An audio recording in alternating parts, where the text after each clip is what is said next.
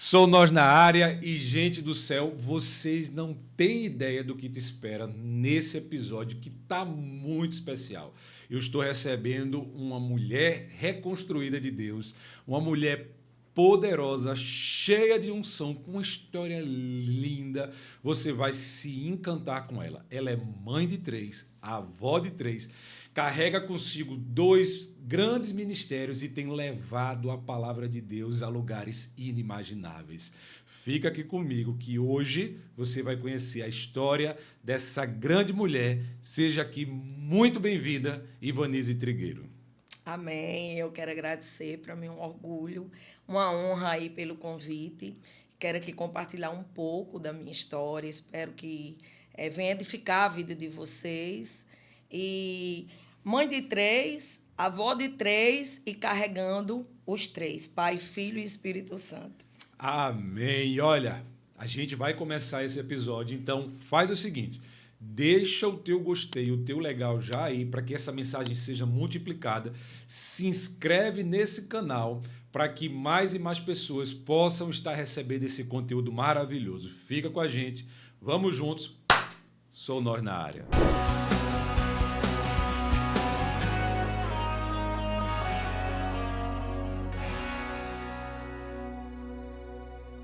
Missionário Ivanise, para mim, uma honra e uma alegria ter você nessa mesa de comunhão, nessa mesa de amigos. Seja muito bem-vinda.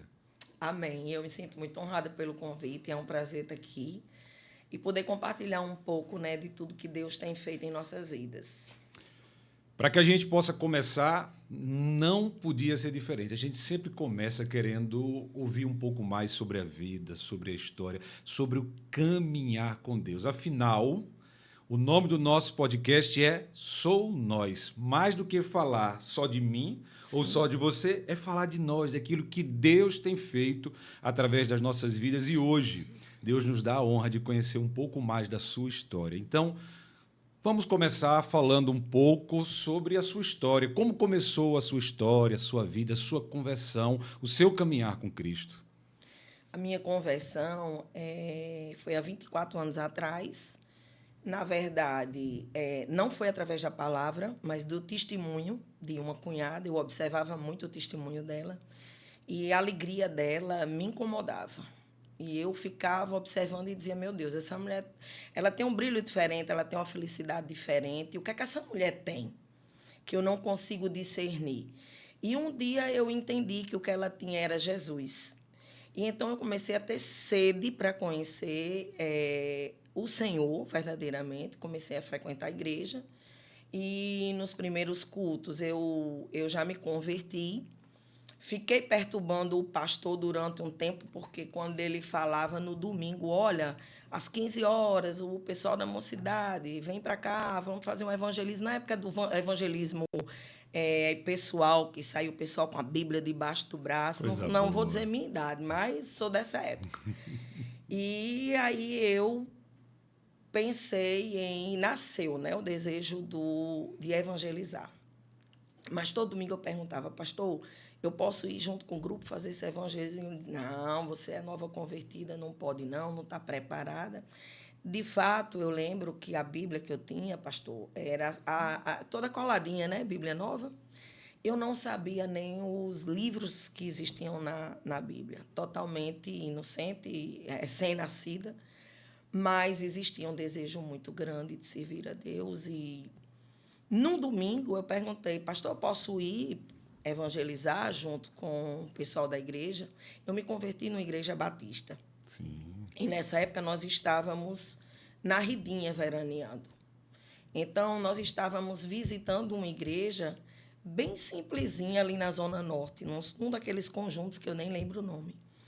E num dado momento, nesse domingo, quando eu pedi para ir junto com o evangelismo, ele disse, faça o seguinte, pegue seu carro, pare na favela da África, que é ali na Zona Norte, e suba dizendo que Jesus é bom. Só que ele falou de uma forma, digamos, brincando, e eu recebi aquilo como uma verdade absoluta. Tinha a voz, a autoridade de um pastor falando, né? Então, naquele domingo, eu lembro como se fosse agora, Eu cheguei na casa do meu pai e não sabia o que era um jejum, mas meu pai sempre gostou muito de cozinhar. E o almoço naquele dia era uma buchada, uma rabada, algo desse tipo que eu não Bem como. nordestina. E aí eu disfarcei por ali e fiz um jejum sem entendimento do que eu estava fazendo. Mas já era Deus preparando para o que ia acontecer. E às 3 horas da tarde eu peguei a minha Bíblia e subi aquele morro como o pastor tinha ordenado. Sozinha? Sozinha. Mulher, jovem, Sozinha e despreparada, mas cheia do Espírito do Santo. Espírito Santo. Glória a Deus. E ali eu subi e chegou um determinado momento em que eu encontrei uma jovem, adolescente. E aí foi quando eu tive a primeira vez uma visão. Eu abordei essa jovem e, ao conversar com ela, eu olhava para o ombro dela e eu via como se fosse um símbolo satânico no braço dela, como se fosse uma tatuagem. Não tinha nada. Não, em horas eu olhava e não via nada. E aquilo me inquietou e, de repente, eu ouvi a voz do Senhor pela primeira vez na vida. E o Senhor falou suavemente ao meu ouvido: filha, pergunta onde tem um terreiro de macumba aqui. Meu Deus. E eu me dirigi àquela jovem, eu disse: meu amor, me diga onde é que tem um terreiro de macumba aqui. Ela disse: ali, a minha casa. Era a casa dela? A casa dela. E o meu pai é o pai de santo. Eu falei: nossa, então, será que ele me recebe? Olha a ousadia. E ela foi à casa, né? Ela disse: me acompanhe, eu vou perguntar se ele lhe recebe, é que ele sempre recebe pessoas de outras denominações, deixa eu ver se ele lhe recebe. Só que na hora o Espírito Santo deu a estratégia: não espera ela perguntar. Quando ela entrar, você entra junto. E quando ela entrou, eu entrei, de fato, na cola dela. Ousada, viu? E aí ela foi lá dentro, chamou, e eu pensei que o pai que ela se dirigia, né, era alguém assim de idade, mas era um jovem de 22 anos. Meu Deus. E aí ele veio de bermudinha, sem camisa, uma boininha cheia de conchinhas do mar, e apertou minha mão e me cumprimentou e mandou que eu sentasse numa mesa. Sim, detalhe, quando eu entrei neste lugar, tinha por volta de umas 30 crianças. Crianças. Na idade de 5 a 2 anos, sim. Crianças que eram sacrificadas naquele lugar para se fazer rituais. E nesse dia ele mandou que eu sentasse na ponta de uma mesa. Eu sentei numa ponta, ele sentou na outra, e eu olhei que tinha aquelas peças que fazem entalha com as pontas de ferro. Não sei se você lembra dessas peças. São peças artesanais.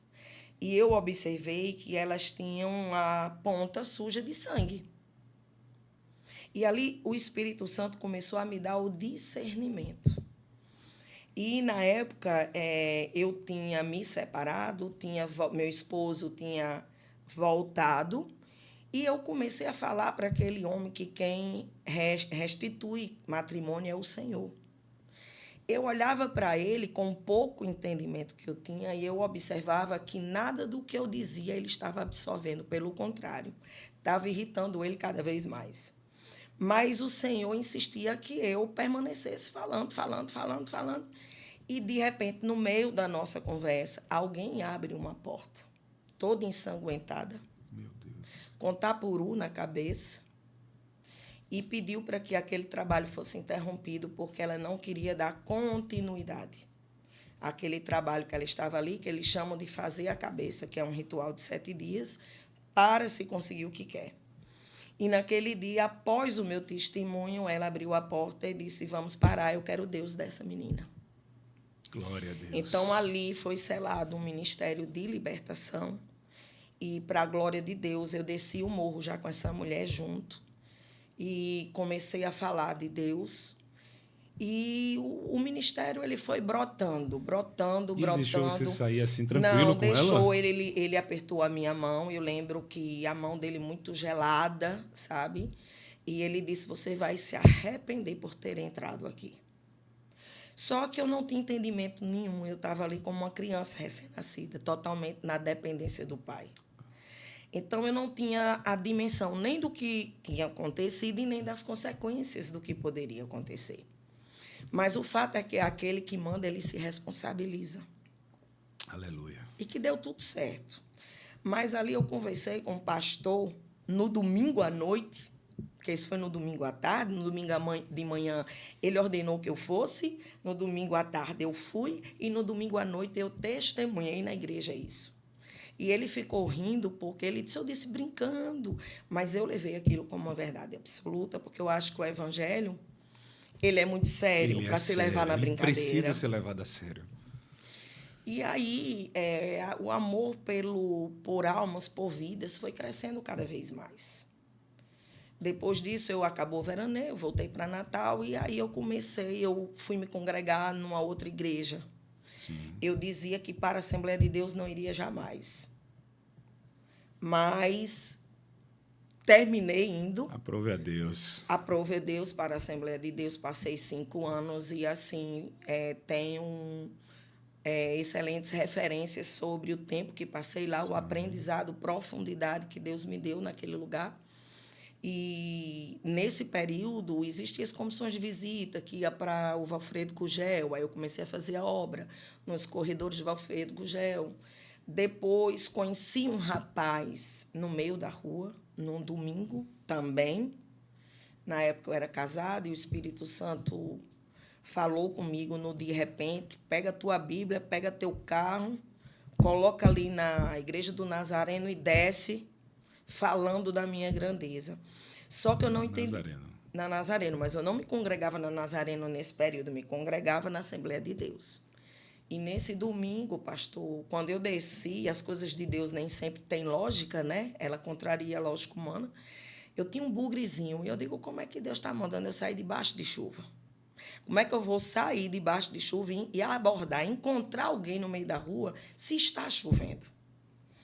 E nesse domingo, chegando nesta rua que o Senhor determinou, era uma rua paralela à Igreja Nazareno, eu deixei meu carro na porta da Igreja Nazareno, ali, Zona Sul, e saí naquela rua, desci, e não tinha ninguém quando, de repente, sai um rapaz de uma casa.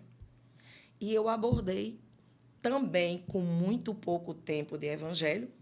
E eu falei, olha, não vou tomar muito seu tempo, minha Bíblia é cheia de literatura. E eu disse, mas eu quero dar uma literatura dessa para você, guarda no seu bolso e no dia que você estiver confuso no meio de uma tribulação, você vai lembrar desse encontro. Vai precisar de uma resposta de Deus, porque a resposta certa ela vem da boca do Senhor. E você tira essa literatura do bolso e Deus vai falar ao seu coração. E aí a gente foi conversando. Ele me chamou para ir à casa dele. Ele era filho adotivo de um casal evangélico.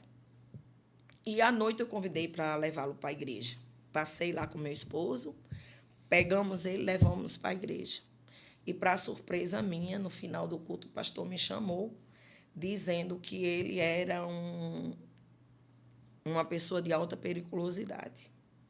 E que eu não tinha noção de quem eu estava andando. Mas eu coloquei ele dentro da minha casa, ele fazia parte da minha mesa. E Deus salvou aquele rapaz de uma forma extraordinária. Glória a Deus. Depois eu passei a me congregar com o pastor na Nazareno. Sim. Levei o caso à igreja. A igreja foi assim, como é importante a igreja abraçar e entender, né, sobre o acolhimento. O amor ele não é só dito, ele também tem que ser vivido, exercido. Experimentado para as pessoas. Pronto. Né? Então, chegando lá, eu expliquei toda a situação dele e o pastor abriu as portas da igreja, como também da casa dele.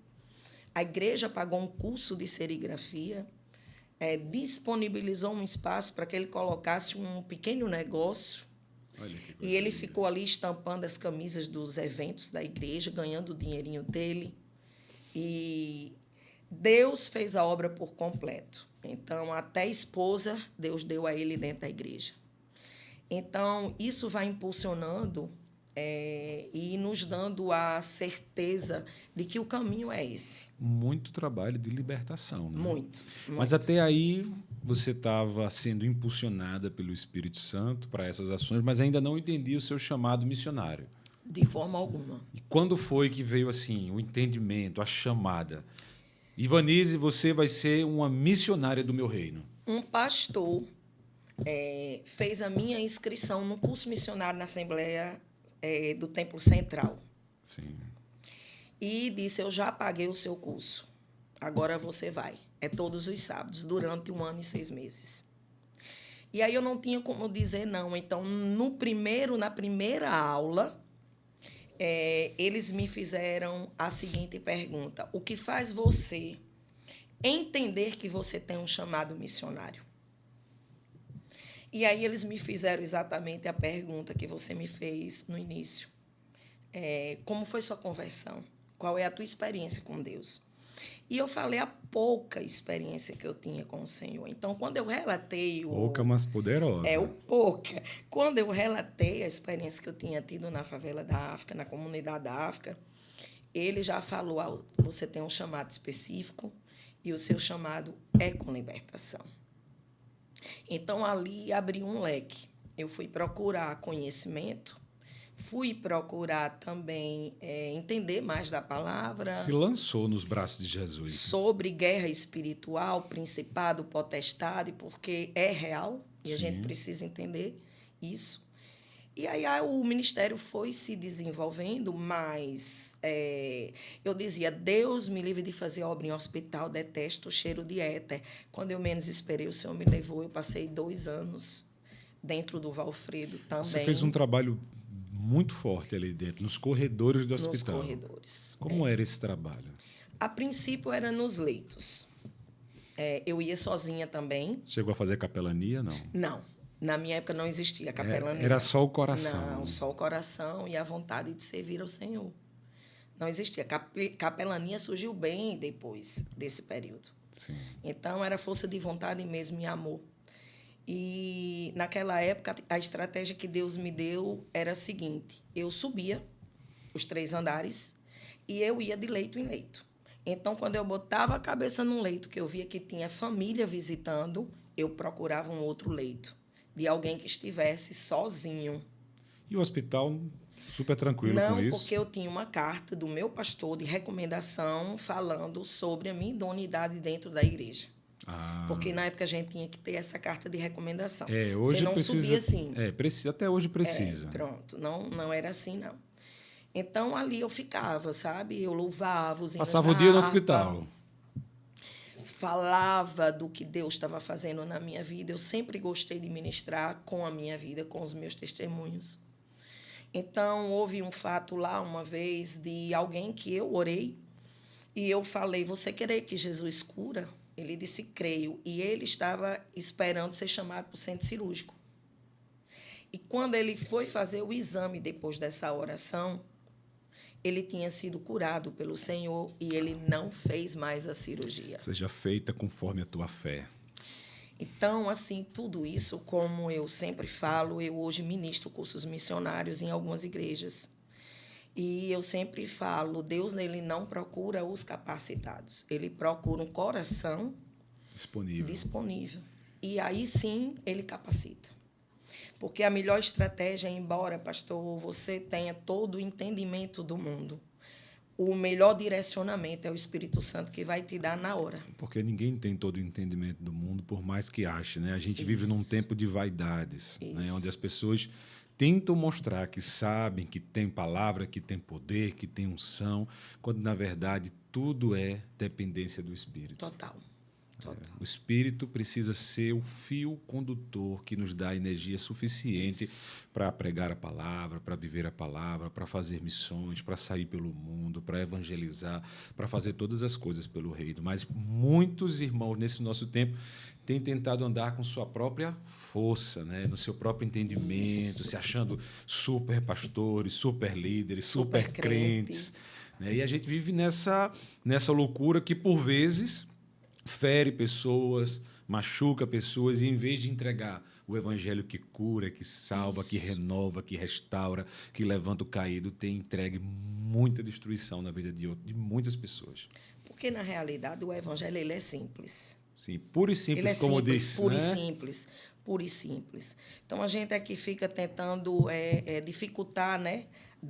Ornamentar as coisas sem necessidade. Então, é amor, sobretudo, é sobre amor. Jesus é a essência de um amor genuíno e não precisa de muita coisa, sabe? É olhar no olho, se colocar no lugar do outro, tentar entender, julgar menos, amar mais. Aleluia. E aí, quando você cria essa conexão, você consegue. Primeiro, eu costumo dizer que você tem que ganhar para você. Aí depois você ganha para Jesus. Você traz Então, aquela atenção primeiro e agora você diz assim, Isso. eu não tenho nem prata nem ouro, mas Mas o que eu tenho, eu te dou. eu te dou. Isso, exatamente. Glória a Deus por tudo isso. E aí, então, você ficou trabalhando no Valfredo, algumas delegacias também. Pronto. Aí, nesse período do Valfredo, eu alternava. Valfredo, na quinta e na terça, eu ia para a delegacia. E vou chamar você de mulher coragem, Que viu? isso, Porque só nada. vai. Não. E é o que eu acho mais lindo, viu? Porque eu sempre digo assim que Deus tem um chamado específico para cada pessoa, né? Para cada igreja. Por isso que é tão importante quando a igreja consegue comunicar aquilo que ela é, né? A sua essência. Lá na igreja a gente tem trabalhado muito a divulgação da nossa visão, da nossa missão, dos nossos valores, daquilo que a gente crê. Por quê? Porque eu não quero que daqui a 10 anos chegue um irmão e diga não, mas eu pensava outra Que era coisa. assim. Não, é isso aqui. Você entendeu? Sei. Aqui é o seu lugar? Porque a gente A visão crê é igual. essa. A visão é essa. Você está com a gente na visão, Sim. vamos junto. Não, mas a minha visão é diferente. Então, ó, tem uma igreja aqui, deixa eu ligar para o pastor, é meu amigo. Isso. Você vai crescer muito no evangelho lá. Né? E aí essa multiforme, graças a Deus, é que é linda. E ele lhe chamou para isso. Então, conta aí para a gente essa parte da sua história nessas delegacias. Pronto. Aí o que foi que aconteceu? Eu senti o desejo de também conhecer a delegacia. Na época eu morava em Nova Parnamirim e comecei a frequentar a segunda DP. E aí nas terças eu ia para a delegacia e na quinta eu ia para o Valfredo. Então eram dois trabalhos paralelos. E aí eu comecei a entrar na cela, mas também era homem. Eu sempre tive uma direção para público masculino. E aí eu comecei a entrar nas celas, porque na segunda DP tem um corredorzinho, uma grade. Sim. Eles abriam e ali eles passavam o cadeado e você ficava presa junto com eles, com 2 celas abertas.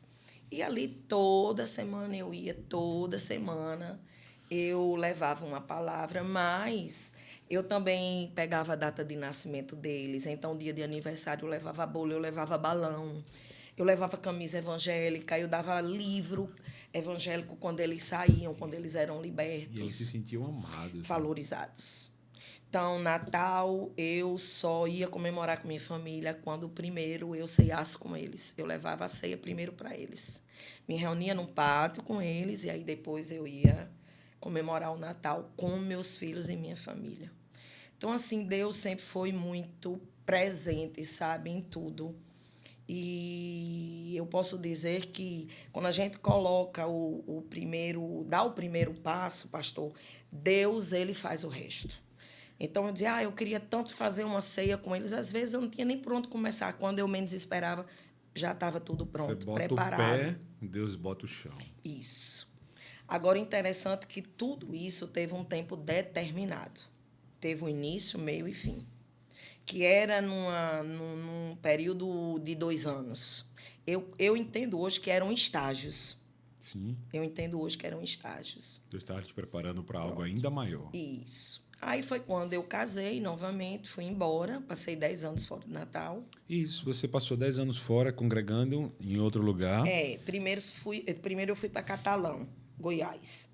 Sim. E aí, chegando lá, eu não conhecia ninguém, fiquei visitando igrejas, até conhecer uma igreja lá muito boa, comecei a me congregar, mas a minha casa era muito grande, tinha uma garagem, um espaço maravilhoso, e eu comecei a perceber, lá eu era consultora de moda, e comecei a ter um leque de amizade muito grande, mas quando eu chamava as pessoas para a igreja, eu sentia uma rejeição. E aí Deus disse, vou dar uma estratégia, você vai começar a chamar as pessoas para fazer um culto em casa. Dentro da sua casa. Lá, culto no lar. Continuou lá. E ali, quando acabava, eu ia fazer aquele cuscuz nordestino, fazia um cafezinho e fui ganhando vidas para Jesus. E ali comecei a discipulá-los. Quando estavam prontos, eu levava tudo para a igreja que eu me congregava. Tudo cheio de fogo, primeiro amor. Pronto. Então, assim, a gente... E ali foi se criando também conexões, alianças. Todo pastor precisa de uma Ivani. O que é isso? Então, assim, foi outro período, outro momento, sabe, que era fundar, digamos assim, né? Cavar o poço, mas até lá na época, o meu pastor, ele disse, não, aqui eu vou procurar um ponto, vou consagrar vocês a pastores, mas eu sabia que o meu chamado não se encerrava ali. E eu sempre quis ser aquilo que Deus determinou para que eu fosse. Eu não tenho ambições de cargo, sabe? Eu acho que a nossa casa celestial, ela está pronta, independe de títulos e sei lá, ela tá sabe? Pronta para o ladrão na cruz. Isso, quanto mais para a gente. Isso. Aí, nesse período, foram 10 anos abrindo igreja. Depois eu fui para Fortaleza, fui também para um lugarzinho muito simples, que tinham 2 ruas, mas uma cidade de muita magia, chamada Lavras de Mangabeira. Fica próximo de Juazeiro. Eram 2 ruas, uma para entrar e outra para sair. Mas, quando eu abri a porta para as pessoas entrarem na garagem para cultuar a Deus, elas caíam no chão endemoniada. Meu Deus. Então, mais uma vez, processo de libertação. E sempre no Brasil, esses trabalhos? Sempre no Brasil. Existe promessa para o exterior, mas eu tenho os pés bem no chão. E, assim, eu vivo um dia de cada vez, Deixa dando Deus glória conduzir, a Deus. né? Isso, exatamente. E tem um ponto específico da sua vida que foi um divisor de águas na sua história, né? Ponto que te marcou muito, porque foi num momento muito delicado para uma mulher. Você foi acometida de um câncer, Sim. né? Diagnosticada com um câncer bem avançado. Isso. No meio de uma gestação. Foi. Nos conta um pouco dessa história linda. Bom, nesse período eu bem atuante na obra, como eu estava falando, e o meu esposo, ele era estéril.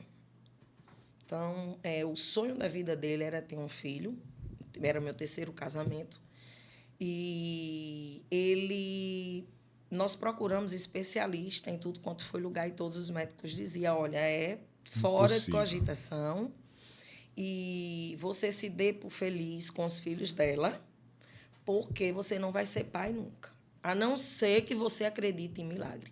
E aí, na hora, eu segurei. Eu falei, doutor, eu acredito em milagre, então vai dar certo. Falou tudo que eu queria. Isso. E 2 meses depois eu estava grávida de Gabriel. Então foi uma alegria muito grande, porque a princípio nós pensamos em recorrer a tratamento, a tudo que tinha direito, mas o Senhor acalmou meu coração. Eu digo, não. O bom é esperar a vontade de Deus para as nossas vidas. Sim. Eu já era muito atuante na obra, então eu digo, seja feita a vontade do Senhor. 2 meses depois eu estava grávida e foi só alegria. E mais ou menos de 5 para 6 meses de gravidez, nós fomos transferidos de Goiás para Fortaleza. Então, no período que eu descobri o câncer, nós estávamos num apartamento vazio e a nossa mudança estava vindo pela empresa. Quando eu descobri, eu senti um nódulo na mama. E aí eu comentei com meu ex-marido, ele disse, vou marcar uma mastologista, porque a minha mãe teve câncer de mama. Aí ele já ficou apavorado, né? E fazendo os exames, o curioso é que deu tudo benigno. Na mamografia, na ultrassonografia mamária. Mas a minha oncologista lá na época, mastologista lá em Fortaleza, ela disse, não, sua mãe teve câncer de mama e eu quero uma punção. A punção vai ser a prova final para a gente ficar tranquilo. E quando fez a punção, deu positivo. Um câncer ductal invasivo extremamente agressivo. Meu Deus. E aí veio o momento que eu me desesperei mesmo, e fui aos pés mesmo do Senhor, clamando, tentando entender. O primeiro momento era tentar entender, porque para mim não fazia sentido o Senhor permitir uma gravidez quando meu esposo era estéril e, ao mesmo tempo, eu recebi uma sentença de morte. Porque a gente não conhece nada, é uma doença silenciosa, você se sente bem e, de repente, você está ali com algo que está lhe destruindo por dentro e você não sabe. Então, peguei um avião, vim para Natal escutar a voz dos especialistas daqui, que é a minha cidade, Natal. Sim. E depois procurei também a equipe médica em Fortaleza, que batia as informações. E alguns deles me aconselharam a interromper essa gravidez. Porque se o nódulo fosse de origem hormonal, que era, ao final da gravidez, esse nódulo estaria triplicado. E aí eu digo, não vou interromper com algo que é um milagre. Eu estou com um milagre, como é que eu vou interromper Um milagre. um milagre? Não tem como. Então, independente do que possa acontecer comigo, eu vou levar essa gravidez até o final. E se eu tiver que escolher entre a minha vida e a do meu filho, é a do meu filho. Porque eu pensava também muito no sonho do pai, que era o primeiro filho. E eu não queria também que esse sonho fosse frustrado. Então, foi um processo bem difícil, porque eu tive que tirar um nódulo grávida, sem anestesia, porque não podia tomar anestesia. Depois, falei com uma equipe médica para poder levar essa gravidez até 37 semanas. Vim para Natal, tive Gabriel aqui, mas na cesárea, a gente já fez uma histerectomia, tirou ovário, útero, tudo que tinha direito. E 1 mês após, eu tive que fazer a mastectomia, que é a retirada total da mama. Então, foi bem difícil, porque esse período eu morava em Fortaleza, quer dizer, uma cidade que não era minha cidade, sim, longe da minha família, com um corte enorme, né, de uma cesárea. A retirada total da mama e... Tudo no mesmo período. Tudo, dentro de 30 dias. Um filho nos braços, com um recém-nascido. Eu coloquei prótese, então, o processo que eles fazem hoje, eles cortam as costas, tiram o músculo das costas e roda para frente. Então, tinha um corte enorme nas costas, enorme na mama e a cesárea. Eu dormi meses numa rede. E os médicos, eu lembro que eu já tinha metástase nos gânglios, né, do braço, e também teve que tirar esses gânglios, e ele disse, você não vai poder segurar seu bebê, porque corre o risco de você não ter força e o bebê cair. Só que eu fazia o contrário. Eu segurava para ter força. Segurava para ter força. E, em função de cuidar do meu filho, eu não tinha, na época, lá ninguém para me ajudar. Minha filha, Natália, pediu demissão do emprego, foi passar um tempo comigo para me ajudar lá. Mas, assim, eu levantava os braços com muita dor para estender a fraldinha dele, com muita dor, dava banho nele. E os médicos até hoje não entendem, porque eu nunca precisei fazer fisioterapia. Glória a Deus por isso. Mas Gabriel... assim, eu olho para ele e eu vejo um milagre de Deus diariamente. E o interessante, pastor, que naquele período eu tive momentos de altos e baixos. E uma madrugada eu falei, Senhor, o Senhor vai me curar? E o Senhor dizia, medita em João 14:6. E eu dizia, meu Deus, o que é que tem a ver? Eu sou o caminho, a verdade e a vida. Eu preciso de uma resposta objetiva, direta. E o Senhor dizia, medita em João 14:6. Eu sou o caminho, a verdade e a vida. Eu dizia, Senhor, eu conheço esse versículo. Eu sou o caminho, a verdade e a vida. O que é que tem isso com que eu estou te perguntando? E o Espírito Santo bradou meu coração naquela madrugada. Se tu permaneceres, Ivaniza, em meu caminho, pregando a minha verdade, eu vou acrescentar os anos de vida. Então, eu entendo que eu não estou aqui por acaso. Eu tenho uma missão que é falar, sabe, desse amor incondicional, desse Deus que opera milagre, desse Deus que é conhecimento, é poder, é cura, é alívio para o oprimido. Então, eu não posso me calar. Não sabe? se cale. Eu não posso me calar.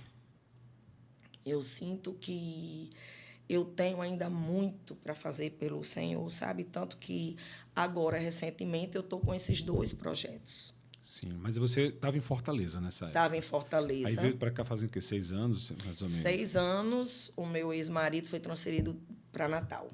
E aí você foi direto para a Liga. Mais ou menos. Eu já vim, o meu tratamento já tinha acabado em Fortaleza. Mas quando eu cheguei, eu achei que eu tinha que dar meu testemunho Sim. para as pessoas que estavam entrando nesse processo de câncer. E aí eu procurei a pessoa responsável lá e a primeira resposta foi não.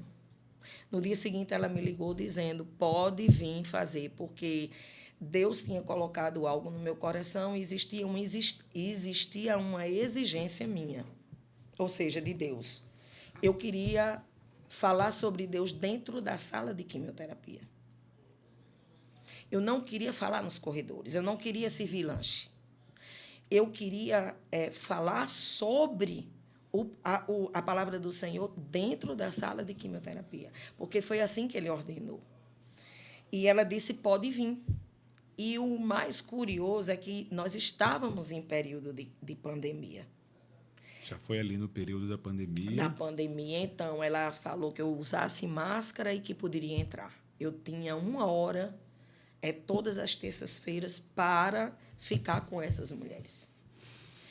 E aí Deus começou a me dar estratégia também, de levar lápis, ajeitar a sobrancelha dela, levar lencinhos, botar o lencinho num cabelinho. Tudo que mulher gosta.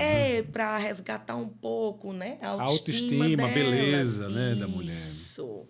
Porque ali é um momento de muito conflito. Sim, imagino que seja. E muitas vezes eu esperava do início ao final da quimioterapia. E isso acompanhava pessoas? Acompanhava do início ao fim. Passou, então, anos com algumas? Passei 2 anos fazendo esse trabalho paralelamente. Onde eu chegava, o senhor dizia que queria um posicionamento meu e eu não estava entendendo que posicionamento era esse. Então, quero um posicionamento. E quando foi um dia, o senhor me deu um sonho que queria que eu voltasse a fazer a obra com moradores de rua. Aí você foi para a rua nesse período mesmo? Fui para a rua nesse período paralelo ao trabalho que eu estava fazendo na Liga, no mesmo período. E aí eu comecei a fazer um trabalho com morador de rua e levava uma caixinha de som com os playback. Então, porque o que é que eu acho importante? Não é você chegar, você fazer uma oração, você dar paz do Senhor, ou você levar o alimento, roupa. Eu acho que a preocupação que eu tenho hoje em todos os projetos que eu me envolvi até agora o alimento ele tem que ser tanto para o físico como para a alma.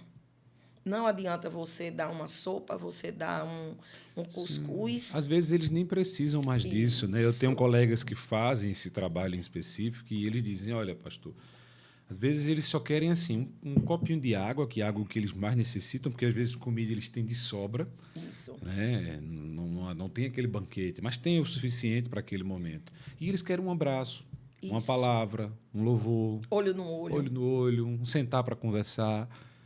Essa é a maior carência, né? Exatamente. É uma outra realidade.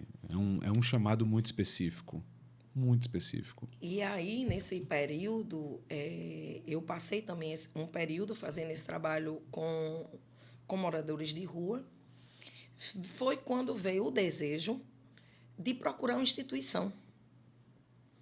E uma tarde eu peguei um monte de instituição, anotei o telefone e saí ligando, de uma por uma. Só houve uma que atendeu, que era exatamente esse centro de recuperação de drogas. Em Pinhum, que já vai fazer 3 anos que eu estou com esse projeto lá.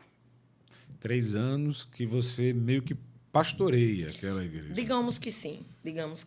Então, de 15 em 15 dias eu estou lá com alguns irmãos e nós levamos também um lanchinho para eles. Lá, mais uma vez, o Senhor me deu estratégia de como seria, né? Nós modificamos até o formato, para que eles se sintam... Nos fala um pouco sobre essa mudança do formato. A mudança do formato é que, quando eu cheguei lá, eu soube por eles que algumas igrejas já haviam tentado fazer esse mesmo trabalho. Mas eles não são obrigados a participar. Então, eles têm a liberdade de se levantar e voltar para o quartinho deles. Fica quem quer. Fica quem quer. E quando eu cheguei a primeira vez, as cadeiras estavam exatamente no formato de igreja. Sim. E eu pedi para que fizesse um círculo, e eu fico no meio deles. Pregando a palavra. Pregando a palavra. E aí, um deles olhou para mim e disse: missionária, você já nos ganhou. Porque a sensação que nós temos é que quem sobe sempre está numa posição de superioridade. Como o juiz ali julgando eles, né? Eles já estão naquela posição, lutando, né, para se libertar. Muitos, como você já tinha me adiantado, vieram do mundo do crime, né? Sim. São tornozelados, né? Sim. E estão ali buscando uma libertação, uma cura real para aquele sofrimento, né? Então, acho que realmente essa mudança, quando eles vinham alguém ali em cima, o juiz está nos julgando, né? Exatamente. E a depender da palavra que chegava, só vinha aquela palavra da pancada, né? Isso. Onde aumenta o jugo, né? Onde não é suave nem leve, mas é pesado, duro, doloroso, né? Isso.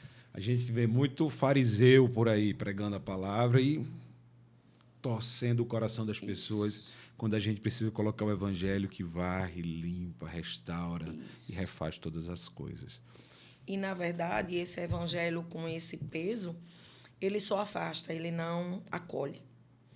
E nós chegamos de uma forma muito simples, e eu conheço eles pelo nome, eu conheço a história de alguns quando eles se sentem à vontade de falar, porque eu sempre falo que eu não quero que ninguém do Projeto Resgate chegue ali para perguntar por que você está aqui, porque isso não nos cabe, sabe? É quando eles têm vontade de nos procurar e falar sobre a vida deles.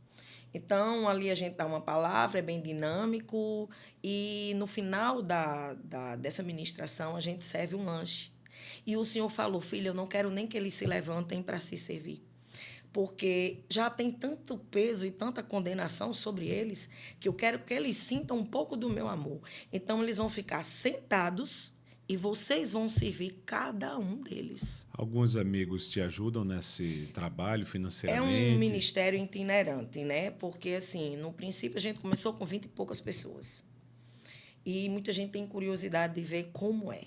Mas 2, 3 vezes que vai, já não fica. Entendeu? Quando se bate com a realidade. Quando se bate com a realidade, não fica. Então, eu já fui muitas vezes sozinha. Tranquilo, para mim é tranquilo. Ali eu me sinto em casa, sabe? E sou muito amada e respeitada por eles. Demais, demais, demais, demais. Então, hoje a nossa equipe é bem pequenininha, digamos que 5. Sim. Mas a obra continua independente. Eu li num livro missionário, certa feita, que Deus usa um homem 100% dedicado a ele, mais do que 100 homens 1% dedicado. Ah, com certeza. Há mais poder num homem de joelhos do que num batalhão de exército no meio da rua, né? Um homem em Cristo pode fazer muito mais em um dia do que um homem faz sem Cristo durante toda uma vida. Verdade. Eu creio absurdamente nisso. E a Pois gente está clamando, a igreja está clamando por essas pessoas, por esses corações, né? Pessoas assim como você, vocacionadas a esse ministério, a cuidar daqueles que a vida foi tão dura, né? Que foram tão maltratados nas suas histórias, na sua passagem aqui na Terra, e que carecem, acima de tudo, que muitas vezes, e muitos se pensam que é um prato de comida. Isso. Quando o que eles precisam é mais do que tudo, é da palavra de Deus. A comida é importante, Sim. a água é vital, né? Mas um abraço e a palavra que muda todas as coisas, né? A fé vem pelo ouvir a palavra de Deus. E Deus nos levantou você para propagar esse evangelho, para continuar resgatando vidas em todos os lugares. E me encanta ver esse ministério tão frondoso, de uma mulher de coragem, que vai de peito aberto, que entra em lugares inimagináveis, sozinha, né? Não é fácil. Existe uma fé gigante brotando aí. E agora você tem um outro projeto. Sim. Um projeto que tem... Eu posso usar essa palavra. Tem sido um sucesso, né? Porque tem chegado a corações que verdadeiramente necessitam, que são mulheres como você, né? Que têm uma experiência especial, né? Para poder passar. E tem sido um projeto que parece que o Brasil inteiro está... Pessoas de outros estados têm procurado, né, têm encontrado alento, uma palavra de fé, de ânimo. Nos fala um pouco sobre esse projeto, que é o Mulheres Reconstruídas. Então, eu tenho o hábito de 3 horas da manhã levantar para orar. E numa desses dias, o Senhor falou no meu coração após uma oração: estou te entregando um outro projeto. E o Senhor, até o nome, foi o Senhor quem escolheu, de Mulheres Reconstruídas. E o Senhor deu todas as coordenadas como seria. Seria um grupo de WhatsApp, mas que eu faria um Instagram. Nesse Instagram teria um link. Sai detalhando tudo, detalhando né? tudo. Eu acho lindo isso de Deus, porque Deus é Deus de detalhe. Toda vez que Deus fala comigo, dizer aqui, faça assim, assim, assim. Eu falo pro povo, você é doido, pastor. Eu digo, eu não sou doido, não. Agora eu escuto o que ele diz. Isso. E eu perguntei por que o link. Ele disse, porque tem pessoas que não vão querer se identificar. Elas vão clicar no link, já vai cair direto de um grupo de WhatsApp, e elas estão precisando ouvir, elas não querem falar, e muito menos se identificar. Então, ali eu criei um grupo, né? Eu fiz um Instagram, que minha filha é a mídia, né? É quem se responsabiliza por essa parte. E começou a entrar mulheres, e todos os dias eu dou palavra nesse grupo de WhatsApp. Todos os dias eu oro por elas. E o que eu deixei claro no projeto é o seguinte: aqui a palavra tem que ser direcionada. Aqui ninguém fala de denominação, de igreja e de nenhum outro problema que não seja pertinente à reconstrução de vida dessas mulheres. Essas mulheres, em sua maioria ou totalidade, são mulheres divorciadas? Maioria. Maioria. Mas nós temos pessoas casadas que têm problemas de fracassos em outras áreas. Sim. Certo? Temos pessoas em depressão, temos pessoas com opressão, temos pessoas entrando no deserto, pessoas saindo. E, na verdade, Deus falou que isso seria uma rede de apoio. Essas mulheres que hoje, digamos, estão na metade do caminho, daqui a pouco elas estarão saindo, estarão auxiliando as que estão entrando. Vai multiplicando, né? Isso, porque eu acho que discípulo tem que fazer discípulo. Sim. E assim a obra cresce. Então, eu jamais daria conta do que Deus está fazendo. E existe uma promessa de que isso vai se estender, que eu não tenho nem noção, sabe? Nem paro para pensar nessa proporção, porque eu não me preocupo com números, eu me preocupo com vidas. Amém. E essas mulheres, eu pedi para que uma das regras do grupo é que elas não se exponham no grupo. Então, aconselhamento, direcionamento é só comigo, porque aí eu puxo a responsabilidade para mim, respondo diante de Deus de tudo que eu oriento a elas a fazerem. A maioria daqui de Natal? Não. Tem pessoas de Uberlândia, tem pessoas de São Paulo, tem pessoas de todo lugar. Que legal. Tem pessoas que eu nunca vi. Uma vez por mês a gente marca um encontro presencial para poder nos conhecermos. E elas vêm de outros lugares também? As que moram no interior do estado vêm.